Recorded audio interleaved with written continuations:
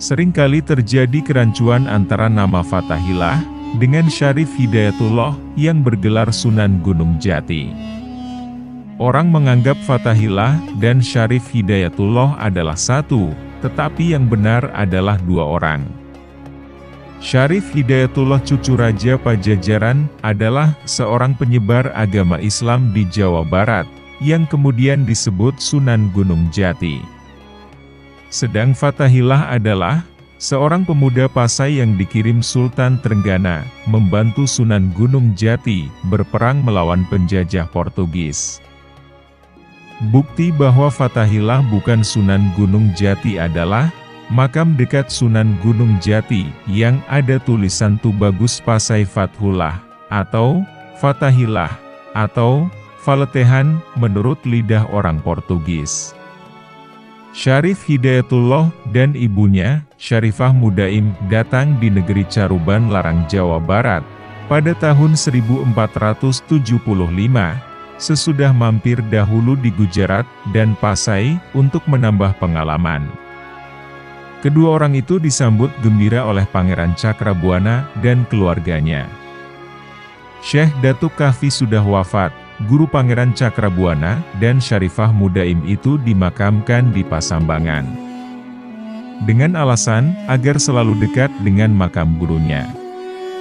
Syarifah Mudaim minta agar diizinkan tinggal di Pasambangan, atau Gunung Jati. Syarifah Mudaim dan putranya, yaitu Syarif Hidayatullah, meneruskan usaha Syekh Datuk Kahfi membuka pesantren Gunung Jati. Sehingga kemudian dari Syarif Hidayatullah lebih dikenal dengan sebutan Sunan Gunung Jati. Tibalah saat yang ditentukan, Pangeran Cakrabuana menikahkan anaknya, yaitu Nyi Pakungwati, dengan Syarif Hidayatullah.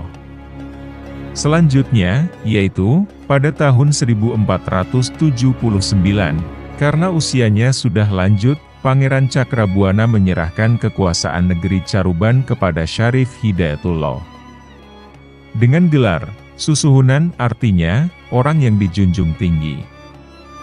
Disebutkan, pada tahun pertama pemerintahannya, Syarif Hidayatullah berkunjung ke Pajajaran untuk mengunjungi kakeknya, yaitu Prabu Siliwangi. Sang Prabu diajak masuk Islam kembali tapi tidak mau. Meski Prabu Siliwangi tidak mau masuk Islam, dia tidak menghalangi cucunya menyiarkan agama Islam di wilayah Pajajaran. Syarif Hidayatullah kemudian melanjutkan perjalanan ke Serang. Penduduk Serang sudah ada yang masuk Islam dikarenakan banyaknya saudagar dari Arab dan Gujarat yang sering singgah ke tempat itu. Kedatangan Syarif Hidayatullah disambut baik oleh Adipati Banten. Bahkan Syarif Hidayatullah dijodohkan dengan putri Adipati Banten yang bernama Nyi Kawungten. Dari perkawinan inilah, kemudian Syarif Hidayatullah dikaruniai dua orang anak, yaitu Nyi Ratu Winaon dan Pangeran Sebakingking. Dalam menyebarkan agama Islam di tanah Jawa, Syarif Hidayatullah, atau Sunan Gunung Jati, tidak bekerja sendirian.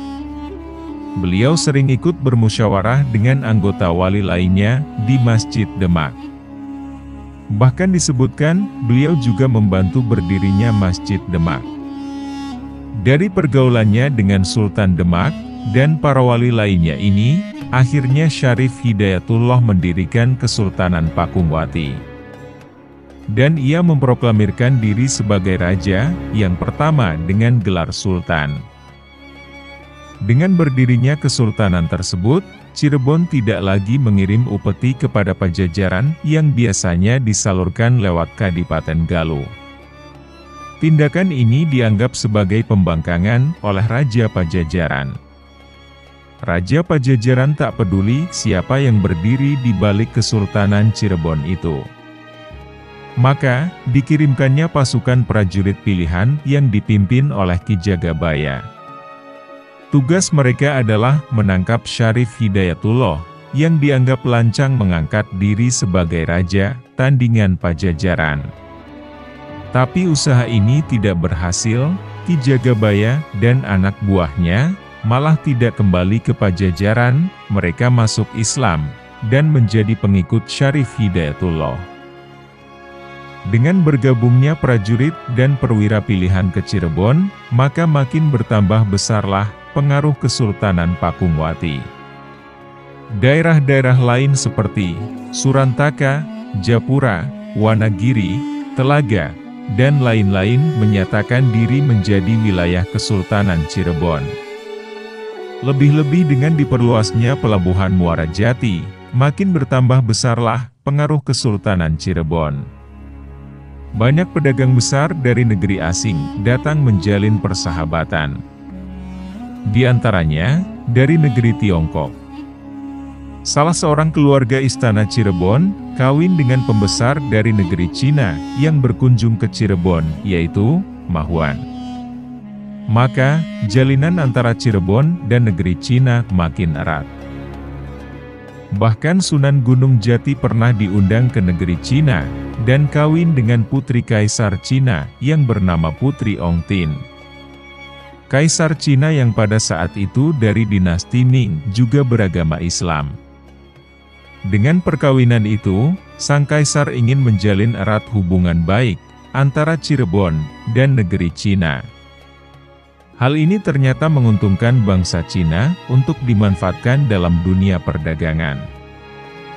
Sesudah kawin dengan Sunan Gunung Jati, Putri Ong Tin diganti namanya menjadi Nyi Ratu Rara Semanding. Kaisar ayah Putri Ong Tin ini membekali putranya dengan harta benda yang tidak sedikit. Sebagian besar barang-barang peninggalan Putri Ong Tin yang dibawa dari negeri Cina itu, sampai sekarang masih ada, dan tersimpan di tempat yang aman. Istana dan Masjid Cirebon kemudian dihiasi dan diperluas lagi dengan motif-motif hiasan dinding dari negeri Cina. Masjid Agung Sang Cipta Rasa dibangun pada tahun 1480, atas prakarsa Nyi Ratu Pakungwati, atau istri Sunan Gunung Jati. Dari pembangunan masjid itu, melibatkan banyak pihak, di antaranya Wali Songo, dan sejumlah tenaga ahli yang dikirim oleh Raden Patah. Dalam pembangunan itu, Sunan Kalijogo mendapat penghormatan untuk mendirikan Soko Tatal, sebagai lambang persatuan umat. Selesai membangun masjid, diserukan dengan membangun jalan-jalan raya, yang menghubungkan Cirebon dengan daerah-daerah kadipaten lainnya. Untuk memperluas pengembangan Islam di seluruh tanah Pasundan. Prabu Siliwangi hanya bisa menahan diri, atas perkembangan wilayah Cirebon yang semakin luas itu. Bahkan wilayah Pajajaran sendiri, sudah semakin terhimpit. Terima kasih sudah menonton video ini, semoga sahabat semua senantiasa diberi kesehatan, dan dimudahkan rezekinya. Amin.